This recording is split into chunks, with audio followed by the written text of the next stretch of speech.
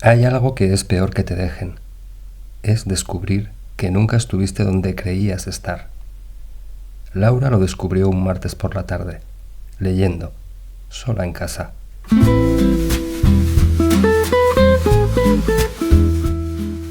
Hay historias que parecen pequeñas, hasta que cambian una vida. Esta noche en McTruffy era más oscuro que amar y perder. Laura conoció a Marcos en septiembre, una concentración en una plaza. Querían demoler el mercado del barrio para levantar un edificio de oficinas. Marcos estaba con una cámara de fotos. No hablaba mucho, escuchaba. Tomaba fotos de la gente, de las pancartas, de los antidisturbios desde lejos. Nadie preguntó quién era. En los movimientos, la gente aparece sin previo aviso. Es parte de cómo funciona. Después apareció en más concentraciones, en reuniones, en talleres, en una acción que salió en las noticias. Laura lo notaba como se nota a alguien que vuelve, sin darle más importancia que esa. Empezaron a hablar después de una concentración que se puso fea. Porras, gente corriendo. Marcos la encontró en un portal. Dijo que conocía un lugar tranquilo. Su piso tenía libros apilados por el suelo, una cafetera que hacía ruido, un sofá que alguien había dejado en la calle y él había subido solo. Ella se quedó esa noche. Después se vieron todos los días. Marcos le preguntaba por las reuniones, por lo que estaban organizando, por quién estaba dónde. Ella contaba, él escuchaba como si cada cosa que decía importara de verdad. Nunca la interrumpía. Tomaba café, asentía. Nadie la había escuchado así. Al año se mudaron juntos, un piso en un cuarto sin ascensor, paredes tan finas que oían al vecino freír. El radiador no funcionaba. Marcos bajó al sótano un sábado con una llave y volvió con las manos sucias.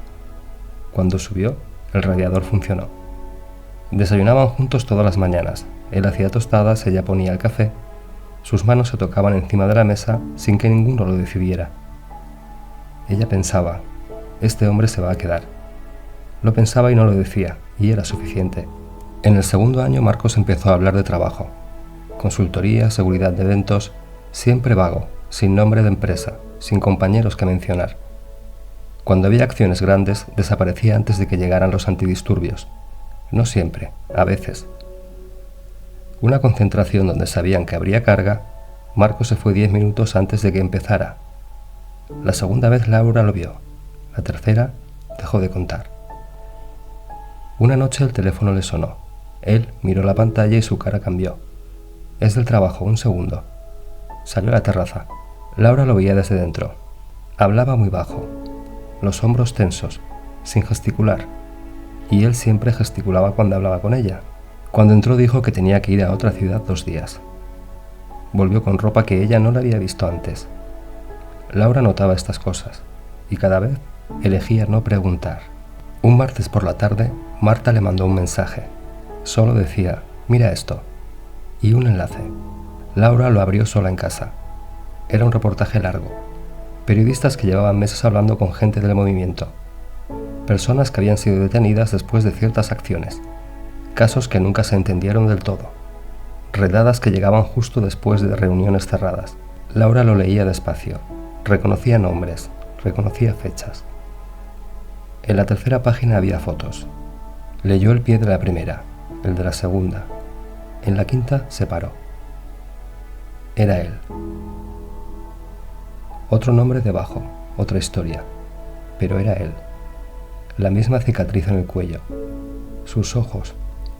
Cerró el portátil. Se quedó mirando la pared. Y entonces, sin querer, su cabeza empezó a repasar. Todo lo que le había contado. Los nombres que había mencionado en la cama, en la cocina, en el coche. La gente que había sido detenida después de acciones donde Marcos estaba. El radiador que arregló un sábado. Sus manos en la mesa por las mañanas. Este hombre se va a quedar. Todo eso había pasado. Y al mismo tiempo nada de eso había pasado. Volvió a casa. Marcos estaba viendo algo en la tele. Tenía calcetines de rayas. Había comprado pan. Ella se sentó a su lado, sin hablar. ¿Qué tal el día? ¿Cansado? Él le puso el brazo encima. Ella no lo retiró. Cenaron. Él habló de un cliente difícil, de dinero sin pagar. Ella escuchaba. En su cabeza las fotos se repetían solas. Después él se durmió en el sofá. Laura lo miraba. Su pecho subía y bajaba. La cicatriz en el cuello, la misma de la foto. Ella le había preguntado una vez de dónde venía. Él había dicho de pequeño, una caída, y ella había creído eso también. Se veía exactamente como el hombre con el que ella había elegido vivir. Se fue a la habitación, se acostó con la ropa puesta. No durmió. A las 2 seguía despierta pensando en la gente que conocía que había acabado detenida, en cuántas veces había creído que era amor y era otra cosa. Si hay diferencia, al final, en cómo te dejan. A las 4 Marcos entró, se acostó a su lado. Ella sintió el calor de su cuerpo. No lo tocó. Estuvo así hasta que amaneció, con los ojos abiertos, con el calor de él a 10 centímetros, sin moverse. Al día siguiente llamó a Marta. Le dijo lo que había visto.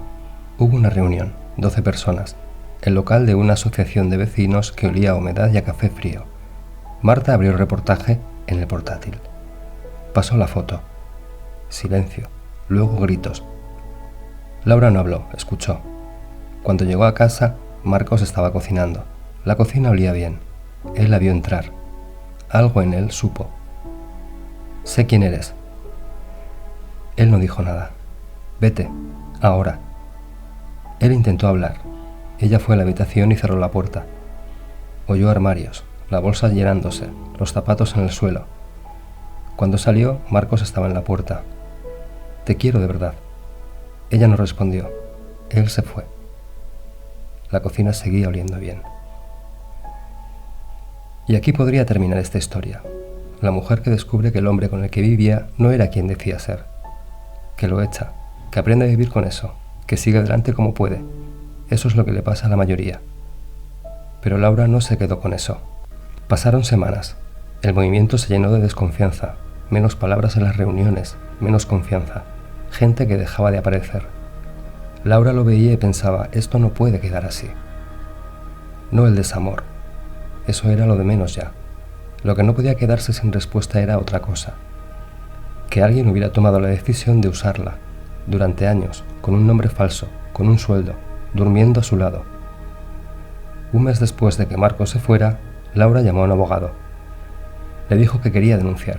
El abogado le explicó lo que eso significaba, que era una institución enorme, que tenían recursos y tiempo, que iban a negar todo, que podían tardar años. Laura dijo que lo sabía y que quería hacerlo igual. Lo que vino después no fue una película. Fue papeleo, plazos, recursos que la otra parte interponía para retrasar cada paso, cartas que llegaban y había que responder, audiencias que se aplazaban sin aviso, documentos que se declaraban secretos. La estrategia de enfrente era siempre la misma, agotar, hacer que el proceso fuera tan largo, tan caro, tan desgastante, que la otra persona soltara. Y casi funcionó. A los 6 años, la financiación legal de Laura se terminó. Las dilaciones habían durado tanto que el dinero se había acabado antes que el proceso. El tribunal le dijo que podía retirarse, que nadie lo entendería, que había llegado muy lejos. Laura dijo que no, y durante 12 meses se representó a sí misma, sin abogado, sola frente a los abogados de la otra parte, preparando sus propios escritos por las noches, estudiando legislación que no había estudiado nunca, presentándose a las vistas sin nadie a su lado. La gente que la conocía le preguntaba cómo aguantaba. Ella decía que no lo sabía, que simplemente seguía.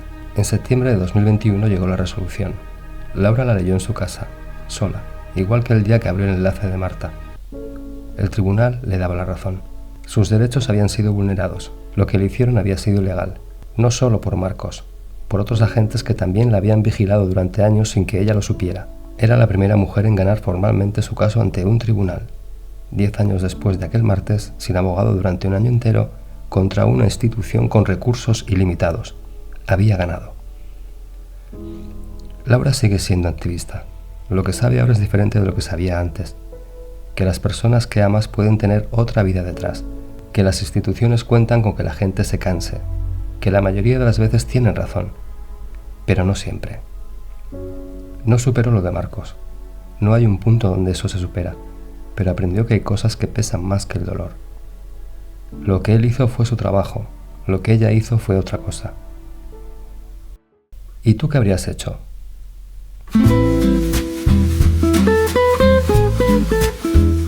Si alguna vez te has reconocido en alguna historia, aquí encontrarás una nueva cada día. Esto ha sido MacTruffy. Hasta mañana.